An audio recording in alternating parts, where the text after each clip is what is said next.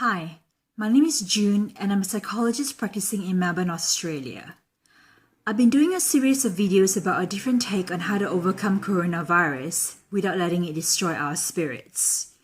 In this video, I would like to give some ideas and talk about social distancing and self-isolation.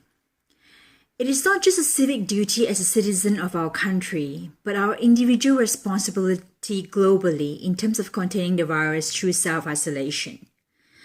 How do we cope with self-isolation or having to work from home when we need to practice social distancing? In thinking about self-isolation, our connection to our family and friends through the use of telephone and video conferencing technologies can help us maintain a sense of connectedness in our relationships with our friends and family and the world. It also helps us to relieve stress. In self-isolation, we need to reach out and request for the right healthy meals or food to be delivered to us. For those who are infected by the coronavirus, self-isolation is necessary to get better. At the end of the tunnel is having an outcome of no longer being infected by the virus. This is a time to be creative with our hobbies and the time given to us. However, before we do any of that, let's get out from our pajamas and change to day clothes, even though we can lounge around the whole day with our jammies. Getting into day home clothes gives us a sense of purpose that we have entered a new day and separates our sleeping selves and our awake selves. Diarizing our day into sections and what we do between each, say between the morning, midday, afternoon and evening timelines of the day, can help us more productive and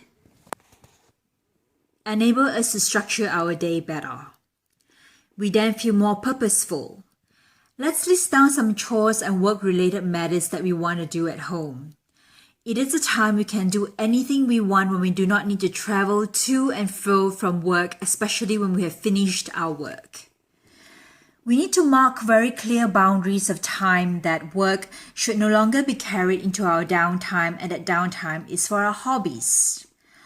Obviously, this could only come when most of the house chores are done.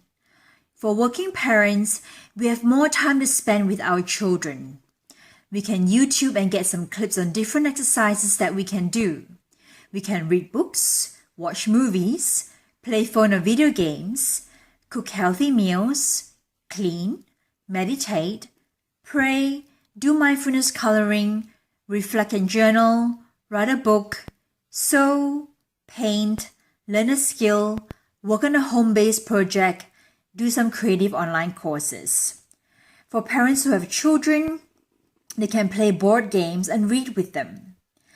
However, if one of their family members starts to fall ill in the midst of self-isolation, they need to notify their doctor and get immediate medical attention. Social distancing has also been a required measure introduced just recently to prevent further spread of the virus. Lots of people were not heeding the strong message from the government and they were still having large gatherings at places like beaches. So this requirement was enforced, and now non-essential activities are being banned, such as dining in restaurants and cafes are not allowed and only doing takeaways. Cinemas, casinos, and pubs are also ordered to be closed. Gatherings in places of worship, such as churches, are also not allowed. I suppose as we limit our social activities and stay more at home or work from home, being the face of our partner, family, and children 24/7 can be a bit much.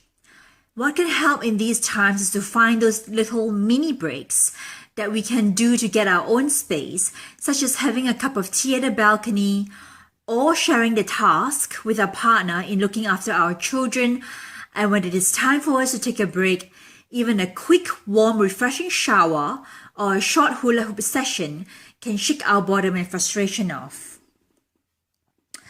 There are families who are loud and who do not seem to understand the concept of space. So when one gets the opportunity to disappear in their room to just read a book, I believe that does not hurt. It is actually here that I like to draw our attention to this alternate perspective of looking at things when we are sick of our families or partners, especially when we feel we are trapped for an indefinite period of time of living with them in having to self-isolate or practice social distancing. It is on the concept of gratitude yet again. But this time, let me bring in the values of love and compassion and the concept of mortality, all simplified in one sentence. And it can go like this. We should be grateful that our annoying partners and family members whom we are stuck with while practicing social distancing are still alive. They may not be, should they contract the coronavirus and fall ill from it. And for that, I want to appreciate the fact that they are here, I can love them, and I can exercise my compassion in forgiving their flaws. Please note that this does not apply to domestic violence cases. And finally, with social distancing and self-isolation measures in place now, it has become apparent to all of us that the streets are quieter. So much quieter that some places are like ghost towns. However, we still need to go to buy our groceries, attend necessary medical appointments, and for some, exercise and go to work. Here is where we need to practice sensible vigilance, such as being mindful of our surroundings and exercising slightly more caution when we are out and about. Before I conclude this video presentation, I would like to draw your attention to the resources that have been posted by the Australian Psychological Society on their website about the coronavirus and tips on how to deal with them. A lot of suggestions and tips have been outlined here, and you can find them from their website. All you need to do is to Google Australian Psychological Society. In the next video, I'll be talking about quite an important matter in the scheme of things, which is our responsibility to humanity in this coronavirus pandemic. See you soon.